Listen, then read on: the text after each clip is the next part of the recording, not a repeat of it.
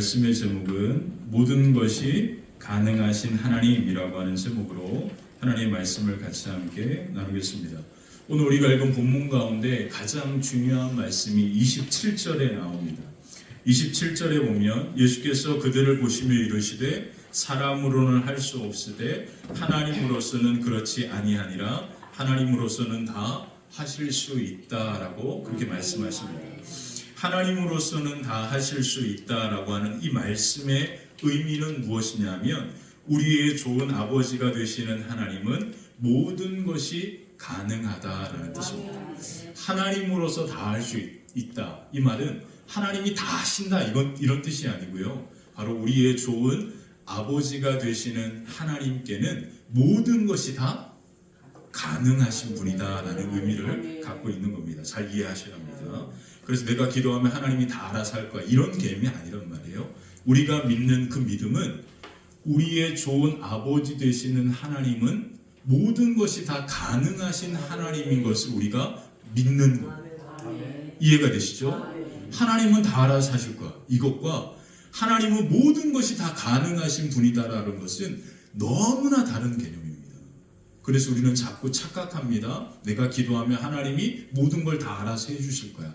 이런 개념이 아니다라는 뜻이에요. 예수님이 하신 이 말씀의 핵심은 뭐냐면 우리의 좋은 아버지 되신 하나님, 우리를 사랑하시는 그 하나님은 모든 것이 다 가능한 하나님인 것을 우리가 믿는다라는 것이 오늘 예수님이 하신 말씀의 의미입니다.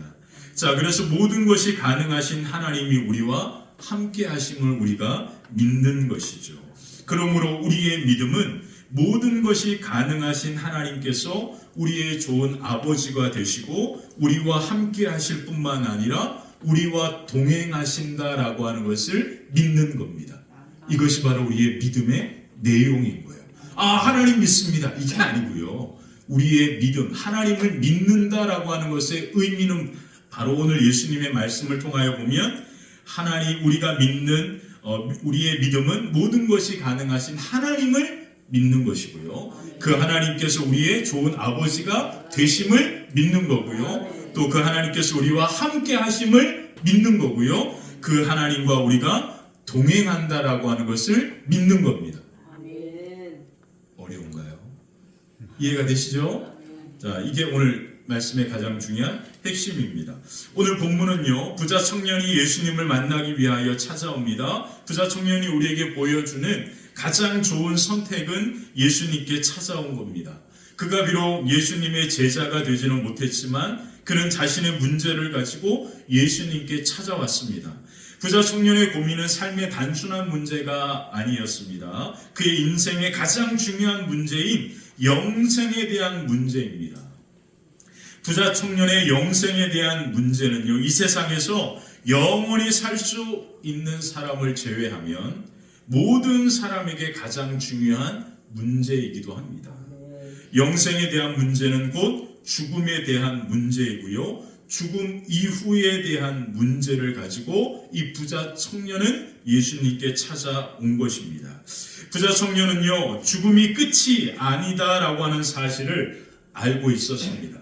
그리고 죽음 이후의 삶에 대하여 깊은 관심이 있었죠. 그래서 어떻게 그가 부자가 되었는지는 성경은 우리에게 말해주지 않습니다. 분명한 것은 그는 돈이 전부가 아니다라는 사실을 잘 알고 있었던 사람인 것 같아요.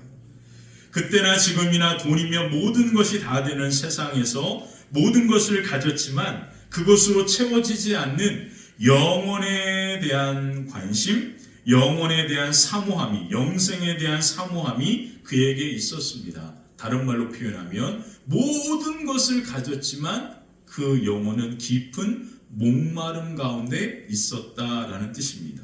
영원한 생명에 대한 소망이 그에게 있었습니다. 그는 심각한 고민 중에 예수님에 대한 이야기를 듣고 예수님께 찾아옵니다. 그리고 예수님께 이와 같이 이야기하는 거예요. 마가복음 10장 17절을 한번 읽어볼까요? 함께 읽겠습니다. 예수께서 길에 나가실 때 한 사람이 달려와서 끌어앉아 묻자오되 선생님이여 내가 무엇을 하여야 영생을 얻으리이까? 아멘. 자, 그러나 그 질문 속에 분명한 의도가 숨어 있습니다. 부자 청년은 영생을 자신의 행동과 노력을 통해서 얻을 수 있다라고 생각하고 있습니다. 예수님은 그 청년의 마음의 생각을 잘 아셨죠? 그래서 예수님은 가장 먼저 그에게 이와 같이 이야기합니다. 19절을 한번 읽어볼까요? 19절입니다. 내가 계명을 안 하니 살인하지 말라, 가늠하지 말라, 도둑질하지 말라, 거짓 증언하지 말라, 속여 빼앗지 말라, 내 부모를 공경하라 하였느니라.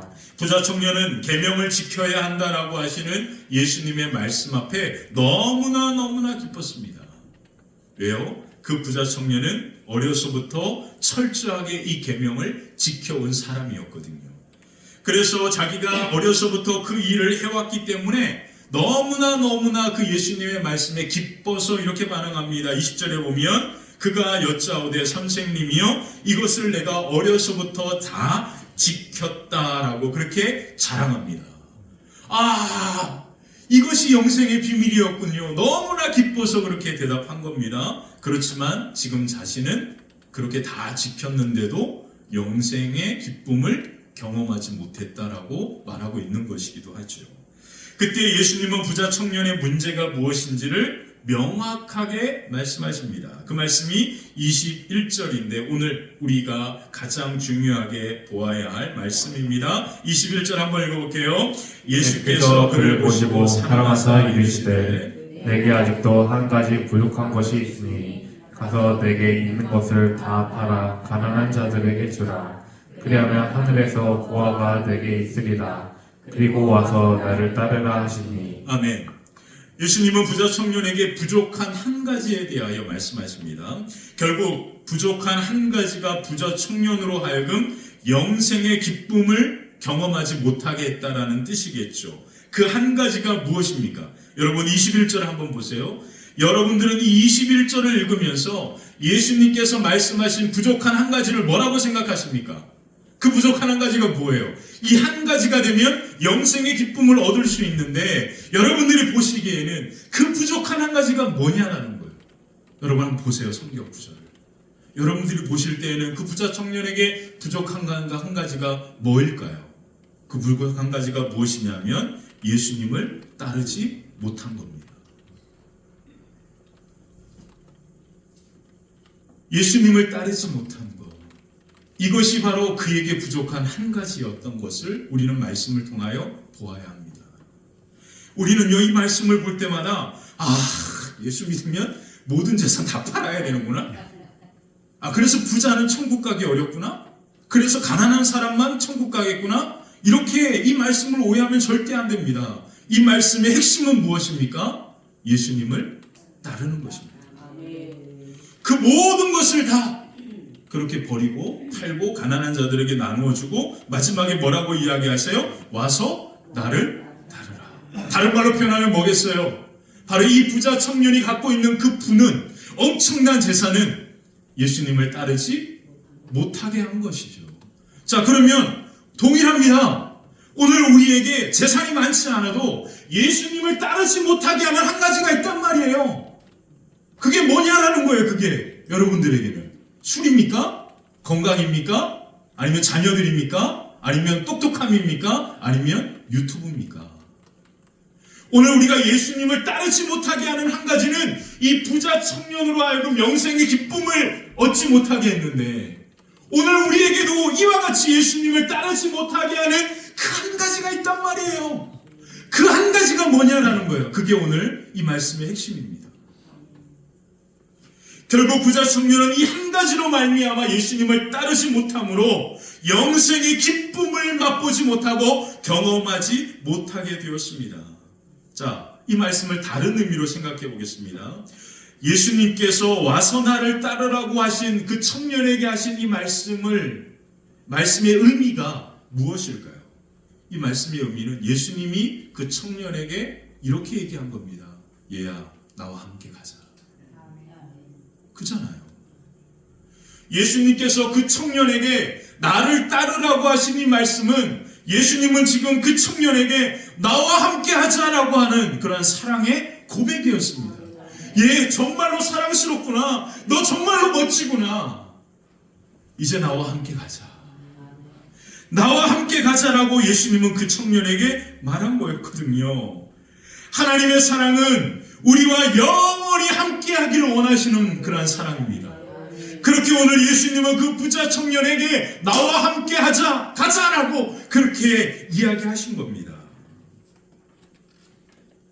자, 그런데 어떻게 했습니까? 그 부자 청년은 예수님과 함께 하지 않습니다. 그때 이 모든 광경을 지켜보면서 예수님께서 제자들을 바라보면서 부자가 천국에 들어가기가 얼마나 어려운지 이 말씀을 하시네요. 그래, 우리는 너무 착각합니다. 난 부자가 아니니까 천국에 들어가겠구나. 아, 착각도 잘했어요. 여러분, 부자를 의미하는 이 부자는 예수님을 따르지 못하게 했던 그 한 가지가 있는 사람인 겁니다. 오늘도 여러분들이 예배드립니다. 근데 여러분들이 지금 예수님과 함께 거하지 못하게 하는 여러분들의 생각이 그 한 가지가 될 수도 있는 거예요. 여러분들이 지금 뭔가 생각하고 있는 그것이 예수님의 말씀에 집중하지 못하게 하고 예수님과 함께 하지 못한다면 여러분들은 부자 청년과 똑같은 그러한 모습이 될 수 있는 겁니다. 그걸 이야기하는 거죠. 그러므로 이 말씀은 오늘 우리에게 하시는 주님의 말씀입니다. 그래서 제자들에게 그렇게 낙타가 바늘기로 들어가는 것이 바로 부자가 천국에 들어가는 것보다 더 쉬울 거야. 낙타가 바늘기로 어떻게 들어가? 부자가 천국에 들어가는 게 불가능하다. 이렇게 정말로 엄청난 비유로 말씀하십니다. 그때 제자들이 그 말을 듣고 충격을 받는 거예요. 그러면 이 세상에 누가 천국에 들어갑니까? 라고 했을 때 예수님이 이 멋진 말씀을 하신 겁니다. 27절 읽어볼게요. 시작. 예수께서 그들을 보시며 이르시되 하나님으로는 그렇지 아니하니 하나님으로서는 다 하실 수 있느니라. 아멘. 기가 막힌 말씀이에요. 그래서 우리가 천국에 들어가는 것은 뭐밖에 없습니까? 믿음밖에 없는 거예요. 그 믿음이 뭡니까? 하나님은 모든 것을 다 하신다라고 하는 그 믿음. 그러므로 그 하나님을 믿고 그 하나님과 함께하고 그 하나님과 함께 걸어갈 때 하나님의 영생의 기쁨과 은혜가 저와 여러분들의 삶과 가정 위에 가득하게 될 줄 믿습니다. 오늘 우리가 이 시간 예배에 온 것은 모든 것이 하나님은 가능하시다라는 것을 믿는 믿음으로 온 거거든요.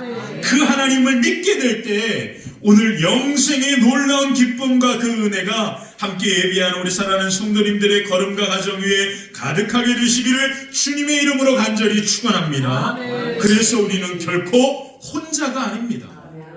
모든 것이 가능하신 하나님께서 우리와 함께 하시는 줄 믿습니다.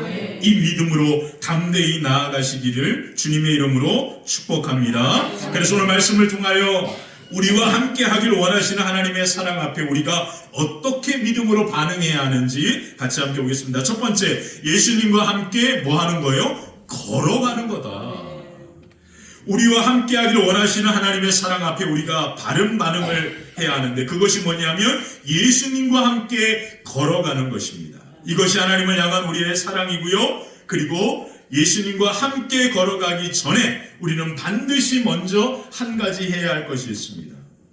그래서 예수님은 부자 청년에게 이런 말씀을 하신 거예요. 21절을 우리 다시 한번 볼게요. 21절.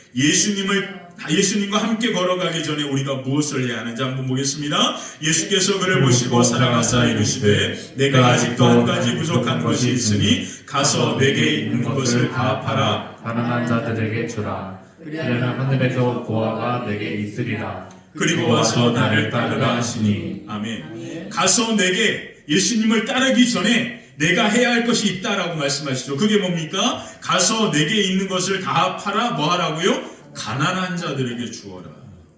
그리고 와서 나를 따르라 말씀하십니다. 예수님의 이 말씀은요, 영생은 선택이 아니라 우리가 선택하고 노력해서 얻는 게 아니라 영생의 시작은 포기로부터 시작된다는 뜻이에요. 포기하지 않으면 결코 영생의 영원한 생명을 맛볼 수 없다라는 뜻입니다. 결국 믿음은 무엇입니까? 내가 지금 또 다른 것을 포기했다라는 뜻이거든요. 자, 예를 들겠습니다. 여러분들이 지금 모든 것이 하나님께서 가능하기 때문에 그 하나님 앞에 믿음으로 예배드리려고 그것을 믿음으로 선택하고 이곳에 왔습니다. 그러면 여러분들은 지금 이 시간에 어떤 일을 해야 될 것을 다 뭐 한 거예요? 포기한 겁니다. 내가 무엇을 선택했다라고 하는 것은 내가 무엇을 포기했다라는 것과 같은 의미입니다. 이해가 되시죠? 그래서 내가 믿음을 선택했다라고 하는 것은 내 생각과 내 노력과 내가 지금 무엇인가 다른 사람들처럼 하고 싶은 등산을 간다든지 TV를 본다든지 이 모든 것들을 다 내가 포기하고 이 자리에 왔다라는 뜻이에요. 이해가 되십니까? 이제 이해가 되죠? 자, 결국 부자 청년의 문제는 무엇입니까? 무엇인가를 포기해야만 예수님을 따라갈 수 있고 예수님과 함께 할 수 있는데 그 한 가지를 이 부자 청년은 뭐 할 수 없었다? 포기하지 못했다라는 뜻이 되는 거죠. 그는 영생을 자신의 힘으로 얻을 수 있다라고 생각했습니다. 자신이 선택하면 기꺼이 그 영생을 취할 수 있는 것이라고 생각한 거예요. 이미 그는 세상에서 많은 재물을 소유했습니다. 어떻게 그가 부자가 됐는지는 몰라요. 그리고 그는요, 경건한 유대인으로 어려서부터 철저하게 신앙교육을 받은 것 같습니다. 그래서 사람들이 볼 때, 사람들이 인정할 때 그는 탁월한 유대인이었습니다. 부자이고요. 그리고 나이도 젊어요. 그리고 그는 영적으로도 탁월합니다. 그러니까 사람들이 볼 때는 와, 저 사람 자기 관리 철저하구나. 대단하다. 그렇게 인정받는 그러한 삶이었습니다. 그래서 이 부자 청년은요, 영원한 생명조차도 내가 노력하면 내가 언제든지 그것을 얻을 수 있다라고, 내가 선택하면 그것을 내가 가질 수 있다라고, 소유할 수 있다라고 그렇게 생각한 겁니다. 이게 뭡니까? 교만이라고 하는 거예요. 가만히 살펴보겠습니다. 부자가 청년입니다. 나이가 젊단 말이에요. 그러면 그가 노력해서 그 부를 얻은 거는 분명히 아닐 겁니다. 그럼 뭐예요? 유산으로 물려받은 거죠. 뭐 한 겁니까? 부모님 잘 만난 거죠. 부모님 잘 만나. 근데 부모님이 일찍 돌아가신 거예요.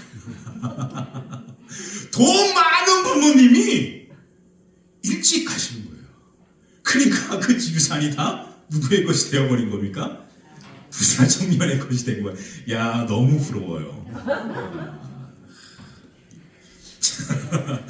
자, 너무 부럽죠? 네, 그렇죠. 부자 청년이 그래서 부자가 된 겁니다. 다른 말로 표현하겠습니다. 하나님의 은혜로 부자가 된 거잖아요. 하나님의 은혜로 그가 부자가 되고 그렇게 삶을 풍성하게 살아왔습니다. 자기의 힘으로 된 게 아닙니다. 근데 이 부자 청년은 자기의 힘과 노력으로 그렇게 되었다라고 뭐 한 거죠? 착각한 겁니다. 그러므로 교만이라고 하는 것은 하나님의 은혜로 여기지 않는 것이 교만입니다. 자, 이제 이것이 우리에게 적용되는 거예요. 오늘 우리가 이렇게 예배합니다. 근데 우리는 이 예배를 내가 선택해서 왔다라고 착각합니다. 하나님의 성령께서 여러분들에게 은혜를 베풀어 주셨기 때문에 이 자리에 앉아 있는 겁니다. 아멘. 아멘이십니까? 아멘. 저도 마찬가지예요. 제가 화평교회에서 이렇게 설교하는 것은 제가 설교 잘해서 목회에 대한 열정이 아닙니다. 하나님이 제게 은혜를 베풀어 주신 거예요. 아멘. 여러분 설교 준비하는 거 얼마나 어려운지 모르시죠? 설교도요, 하나님께서 내 생각 가운데 역사하지 않으면 이게 써지지가 않습니다. 근데요, 이 설교라는 게 시간이 긴 게 아니잖아요. 항상 뭐가 있어요? 데드라인이잖아요. 데드라인. 뭐예요? 이 자리에 쓰기 전까지가 설교의 데드라인이잖아요. 뭐 계속 그냥 안 써지면 다음에 써지 이게 아니잖아요. 매주마다 설교가 들어오잖아요. 얼마나 힘든지 아세요? 여러분들이 이렇게 그냥 선택하고 이렇게 예배 자리에 오는 것도 힘들긴 하지만 그래도 이렇게 오는데 크게 방해받는 일은 많지 않잖아요. 누가 요즘 절대 교회 가면 안 돼 이렇진 않잖아요. 요즘은 집에서 쫓겨나고 그러진 않잖아요. 예배 갔다 왔더니 막 성경책 읽는다? 그럼 바로 그냥 끝나는 거잖아요. 그럴 일 없잖아요. 요즘은 그냥 교회 간다 그래서 반대하고 그렇게 핍박하는 일이 많지 않잖아요. 여러분 혹시 아십니까? 지난주 며칠 전에 마다가스카르라고 하는 곳에서 선교사님 2명이 피살을 당하셨어요. 혹시 들으셨는지 모르겠는데 한국이 지금 이렇게 뭐 정치적으로 막 심각하니까 그 뉴스가 뭐 뉴스에 보도되진 않는 것 같아요. 며칠 전에 한국 선교사님들이 마다가스카르라고 하는 시골 동네에서 괴한들이 이제 도둑들이 그 선교지에 선교사님 묵고 있는 숙소에 들어와서 총으로 2분을 쏴서 죽이고 그리고 그 가지고 있던 돈을 뺏어가지고 갔는데 그 돈이 얼마인지 아세요? 90만 원입니다. 90만 원. 야, 이런 일이 있었단 말이에요. 지금도 교회 다니는 우리 태국 이렇게 친구들 봤지만 우리 태국 친구들 소수민족 아이들입니다. 카렌족이라고 하는 소수민족 아이들인데 이 카렌족은 태국에서 사람들에게 인정받지 못하는 그냥 천시당하는 소수민족들. 태국은 계급사회거든요. 그래서 우리가 사원을 방문했잖아요. 거기는 불교라고 하는 종교가 그 나라를 지배하고 있습니다. 불교가 그 나라를 지배하면서 그 권력의 가장 정점에 누가 있냐면 왕이 있습니다. 그래서 태국은 왕족 사회예요. 그래서 지금도 왕족이 있어요. 그리고 그 왕족이 그 나라를 다스리고 있습니다.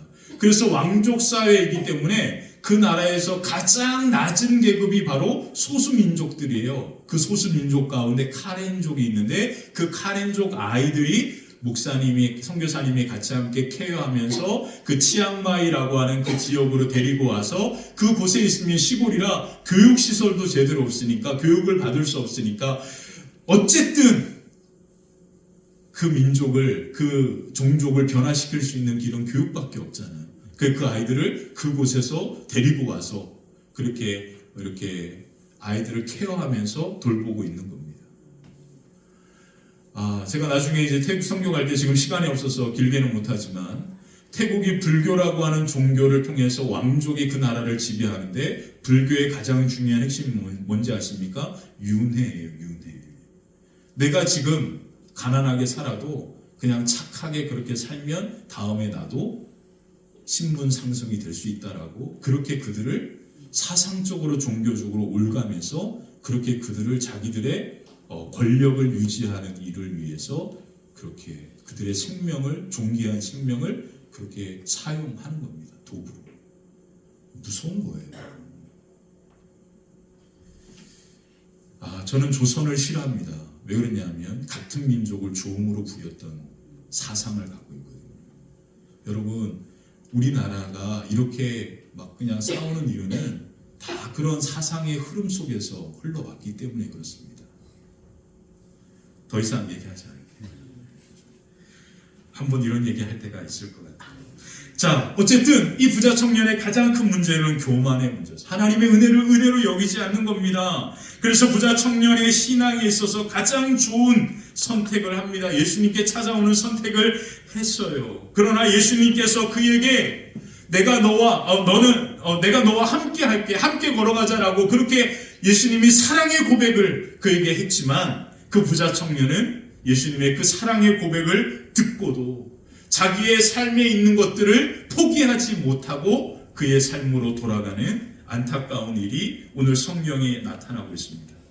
그러므로 우리가 예수님을 따르고 예수님과 함께하는 것은 반드시 무엇인가를 포기할 수밖에 없습니다. 내 생각, 내 기쁨, 내 관점, 내 지식, 내 문화, 내 가정, 내 모든 사회적인 모든 인식들, 이 모든 것들을 포기하지 않고서는 우리는 절대 예수님과 함께 걸어갈 수 없다라는 것을 우리에게 보여줍니다. 그래서 마태복음 16장 24절에 예수님은 이렇게 말합니다. 누구든지 나를 따라오려거든 자기를 부인하고 자기 십자가를 지고 나를 따를 것이다. 부자 청년은 포기하지 못하고 겸손으로 그것을 선택하지 못함으로 말미암아 그는 근심하며 돌아갔다라고 성경은 그의 마지막 모습을 우리에게 말해주고 있습니다. 그러므로 부자 청년은 예수님을 따르는 것, 예수님과 함께 걸어가는 것을 포기합니다. 왜요? 자기의 삶을 포기할 수 없었기 때문에. 그는 지금까지 자신을 사람들에게 인정받게 하고 존경받게 했던 엄청난 재산을 선택하고 예수님을 따라가는 것을 거부합니다. 그러므로 부자 청년의 문제는 오늘 그의 문제가 아니라 우리의 문제입니다. 지금 우리로 하여금 예수님을 따르지 못하게 하는 그 한 가지를 우리가 깊이 있게 생각해 보아야 합니다. 그래서 예수님을 따르는 그 한 가지의 그 믿음의 포기를 통하여서 영생의 기쁨이 우리 가운데 임하게 될 것에 대하여 말씀하시는 거죠. 로렌스 형제가 쓴 책 중에 하나님의 임재 연습이라고 하는 책이 있는데 이 제목이 뭐냐면 하나님께서 지금 나와 함께 하심을 깊이 있게 경험한다라는 뜻이에요. 그 책에 이런 말을 했습니다. 만일 우리가 그분과 함께 있지 않는다면 어떻게 그분의 도우심을 구할 수 있겠습니까? 그분과 함께 있으려면 우리는 자주 그분을 생각하는 거룩한 습관을 길러야만 합니다. 하나님을 알고자 한다면 우리는 자주 그분에 대하여 생각해야만 합니다. 일단 그분을 알게 되면 우리는 더 자주 그분을 생각하게 됩니다. 재물이 있는 곳에 마음도 있기 마련이지요. 다른 말로 표현하면 뭔지 아십니까? 바로 예수님과 함께하는 그 놀라운 믿음의 선택은 예수님을 생각하는 것에서부터 시작된다. 그럼 부자 청년은 뭘 하지 못한 거예요?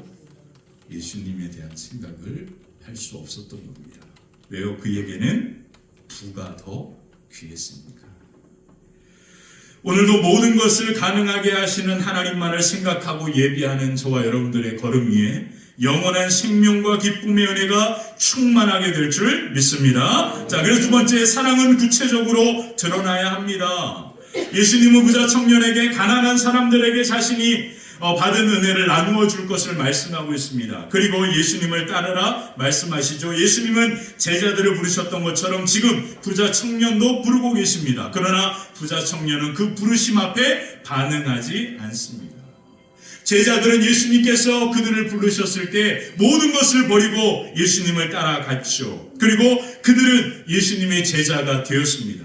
근데 부자 청년도 동일하게 그 제자들과 함께 같이 바로 예수님과 함께 하자라고 그들을 부르셨습니다. 근데 그 부자 청년은 자신의 삶의 한 가지를 포기하지 못하고 예수님과 함께 하는 것을 거부합니다. 그래서 그의 이름은 성경에 기록되지 않습니다. 그냥 부자 청년으로만 남아 있습니다. 그 부자 청년의 이름이 만약에 바로 오늘 성경에 기록되었다면 바로 그는 기독교 역사 가운데, 아니 주님 다시 오시는 그날까지 삶의 모든 것을 다 포기하고 예수님을 따랐던 누구누구라고 성경에 그렇게 기록되어졌을 겁니다. 근데 그는 정말로 안타깝게도 부자 청년으로만 성경에 남아 있습니다. 그러면서 우리는 부자 청년을 믿음 없는 사람 정도로 기억하게 되는 거죠. 예수님을 따라 모든 것을 버렸던 제자들의 이름은 성경에 그대로 기록되어 있습니다. 근데 그들이 버린 것은 부자 청년이 버리지 못한 재산에 비하면 정말로 아무것도 아닌 겁니다. 근데 그들은 그것을 버리고 누구를 따랐습니까? 예수님을 따랐다라는 거예요. 그래서 우리는 이 말씀을 들을 때마다 너무너무 오해합니다.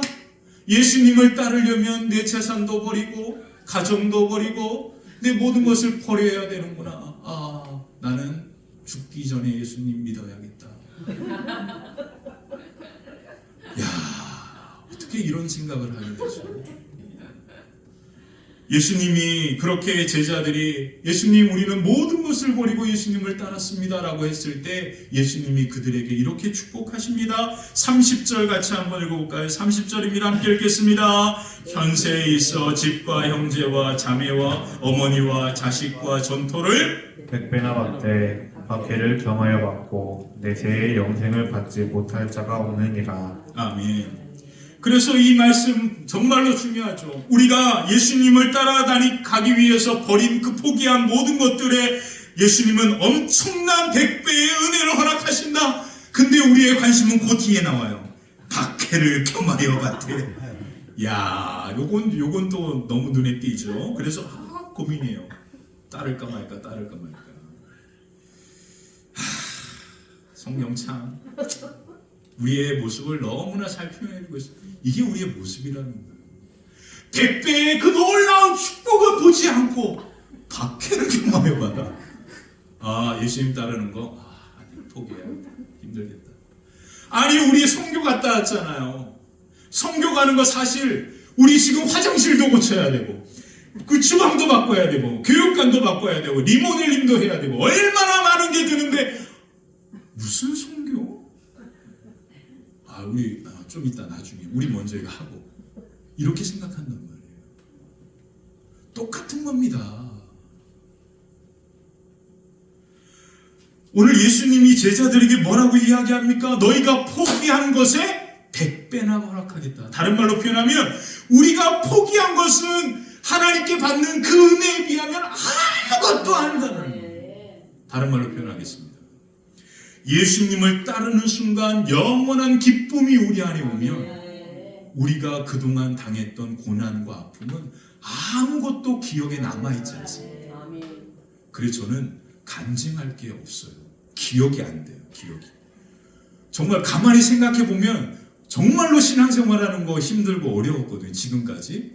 근데 지금 하나님께서 내 삶에 부어주신 그 영원한 기쁨과 생명의 은혜가 내게 충만하고 가득하니까 그동안의 그 아픔과 어려움들이 어렵다라고 느껴지지도 않고요. 기억도 잘 되지도 않아요. 그래서 억지로 기억해야만 기억이 날 것 같아요. 정말로 중요합니다. 예수님과 함께하고 있는 자들에게 모든 것이 가능케 하신 하나님의 은혜가 그에게 임하면 영원한 생명을 맛보게 되면 우리가 삶에서 포기함으로 고난당하는 그 고난은 아무것도 아니게 되는 거예요. 왜요? 은혜가 넘치니까. 그리고 모든 것이 가능하신 그 하나님의 은혜, 그 영광 가운데 우리에게 임하는 또 한 가지가 있습니다. 그게 뭐냐면 바로 21절에 예수님이 부자 청년에게 이런 말씀을 합니다. 내가 가난한 자들에게 재산을 팔아서 다 나누어 준 다음에 이런 은혜가 임하게 돼. 그 은혜가 뭔지 아십니까? 하나님 나라의 보물을 네가 소유하게 된다. 기가 막히죠. 땅의 모든 것을 우리가 다 포기하고 무엇인가를 버렸는데 하나님은 우리의 그 버린 그 비어있는 곳에 하늘의 보물로 채워주신다라는 뜻입니다. 이게 영원한 생명과 기쁨인 거죠. 여러분 지금 우리가 살아가는 이 세상 속에 수많은 사람들이 지금 중독 가운데 빠져 있습니다. 왜 그런지 아세요? 기쁨, 행복을 경험하지 못하기 때문에 그런 거예요. 기쁨, 행복이 뭐 도파민 이런 거 과학적으로 얘기하지만 술, 약물 모든 것의 중독의 이유는 뭐냐면 기쁨을 얻지 못한다는 거예요. 근데 영원한 기쁨, 생명은 누구에게로부터 옵니까? 우리의 삶이 아무리 힘들고 어렵고 고난이 와도 하나님의 기쁨이 내 안에 있으면 우리의 삶이 천국을 소유하는 삶이 되는 건데 근데 오늘 예수님이 부자 청년에게 하신 말이 그거란 말이에요. 근데 우리는 부자 청년처럼 그 한 가지를 포기하지 못하고 예수님과 함께하지 못하니까 그 기쁨의 놀라운 은혜의 생명의 역사를 맛보지 못하게 되는 겁니다. 사랑하는 성도 여러분, 오늘 우리가 선택해야 될 것은 예수님과 함께하는 것을 믿음으로 선택해야 될 줄 믿습니다. 그것을 선택하면 자연스럽게 포기가 되는 거예요. 내려놓게 되는 겁니다. 부자 청년이 바로 할 수 없었던 것은 예수님과 함께하는 그 생각, 그게 얼마나 기쁜 일일까라고 하는 그 생각, 그래서 그것을 선택하지 못하니까 다시 그의 삶으로 그 재산을, 부를 선택하는 모습으로 나아가게 된 거죠. 그러므로 오늘 우리가 해야 할 것은 예수님과 함께 하기를 생각하고 그 예수님과 함께 하기를 믿음으로 선택하는 순간 오늘 저와 여러분들 가운데 모든 것이 가능하신 하나님의 그 놀라운 생명의 역사가 저와 여러분들의 삶과 걸음 위에 가득하고 충만하게 되시기를 주님의 이름으로 간절히 축원합니다. 아멘. 우리가 선교 보고를 했습니다. 그래서 선교를 다녀왔잖아요. 제가 선교를 다녀오면서 가장 기쁘고 감사했던 것이 뭐냐면 우리 아이들, 우리 규진이와 우리 호연이가 함께 간 거예요. 우리 규진이 오늘 오늘 안 나온 것 같아요. 괜찮아요. 규진이가 그렇게 함께 이제 가요 왔는데 규진이가 저한테 이제 밥을 먹으면서 그런 얘기 하더라고요. 목사님 저 이제 동계 훈련이라서 못 올 뻔했대요. 그래서 왜 그러냐 그러니까 이제 해외 여행을 이제 가게 되면 동계 훈련 중이라 못 오는데 자기가 이제 그 선생님 그 감독님한테 교회에서 단기 선교를 가가지고 빠질 것 같다고 얘기하려고 했다라는 거예요. 그랬더니 이제 2학년 선배 형이 그 얘기를 듣고 야 그렇게 하면 절대 못 간다고 가족들이랑 여행 간다고 해야 돼 그렇게 얘기하는 코치를 해줬다라는. 그래서 감독님께 가서 가족들이랑 여행 간다고 그렇게 얘기를 하니까 감독님 그래 다녀와. 부모님이 제일 무섭잖아요. 그죠? 그러니까 그래 다녀와. 그래서 이제 갈 수 있었다는 거 왔다라는 거예요. 제가 밥을 먹다가 야 그런 얘기하면 어떡해 그랬더니 규준이가 뭐라는지 아세요? 아이 목사님 우리는 화평 패밀리잖아요. 그래, 화평 패밀리. 그래서 저 광고에 여기 썼잖아요. 여기 화평 패밀리. 안 썼네. 그래서 이제 소식만에 화평 패밀리 소식이 이제 항상 들어갈 거면 결혼식도 들어가고 이렇게 들어갈 거예요. 자 그렇게 이제 할 겁니다. 화평 패밀리. 야, 우리 화평 패밀리 우리 규진이 맞습니다. 우리 화평 패밀리. 야 정말 감동받았어요 저는. 그래서 그때부터 화평 패밀리. 야 화평 패밀리잖아요. 우리 가족이잖아요. 야 그 얘기했을 때 너무 감사하더라고요. 제가 우리 아이들 보고 오늘 이제 우리 아이들과 같이 함께 이제 오늘 예배도 드리고 하면서 저는 이제 오늘 예배 이제 우리가 같이 함께 설교 마치고 나서 우리 아이들 좀 오라고 이제 하세요. 이제 아이들과 같이 함께 기도 이제 하는 시간을 가지려고 하는데요. 제가 왜 이 생각을 했냐면 우리 아이들이 이제 새롭게 학기가 시작되잖아요. 근데 그 아이들에게 우리가 뭔가 큰 선물을 주고 싶다라는 마음이 생기더라고요. 그래 그 아이들에게 우리가 줄 수 있는 가장 큰 선물은 우리 목사님 두 분이 안수기도 해주고 우리 성도님들이 그 아이들을 위하여 함께 기도해 주는 거더라고요. 그 선물을 우리가 아이들에게 줘야겠다라는 마음이 들었어요. 왜 그랬을까요? 그 아이들이 제 자식 같은 거예요. 제 자식 같은 거예요. 이게 뭡니까? 화평?